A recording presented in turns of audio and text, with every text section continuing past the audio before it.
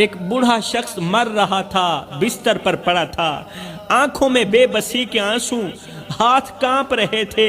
قریب بیٹھے مولوی صاحب بار بار کلمہ سنا رہے تھے، مولوی صاحب بار بار کلمہ سنا رہے تھے، مگر بوڑھا شخص بار بار کلمہ بھول رہا تھا۔ ادھر سے مولوی صاحب کلمہ پڑھاتے، مگر بوڑھا شخص کلمہ بھول جاتا۔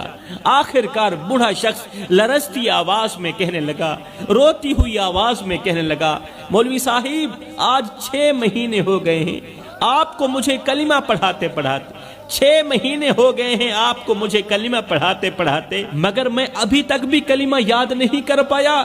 مولوی صاحب نے حیرت سے پوچھا، بابا جی ساری زندگی مسلمان رہے ہو، نمازیں بھی پڑھی ہوں گی، روزے بھی رکھے ہوں گے، پھر یہ کلمہ کیوں نہیں یاد ہو رہا آپ کو؟ ہائے! یہ سن کر بوڑھے کی آنکھوں میں ندامت کے آنسو آ گئے۔ وہ کانپتے ہوئے ہونٹوں سے بولا، مولوی صاحب ساری زندگی زبان پر اللہ کا ذکر کم اور دنیا کی باتیں زیادہ رہی، ساری زندگی اللہ کا ذکر کم رہا زبان پر اور دنیا کی باتیں زیادہ رہی زبان پر۔ دن رات دولت، کاروبار، دنیا کے خوابوں میں کھویا رہا، دولت میں کھویا رہا، بزنس میں کھویا رہا، اور جب وقت آیا، موت کا وقت آیا، تو وہی دنیا دل پر اتنی چھا گئی کہ زبان سے کلمہ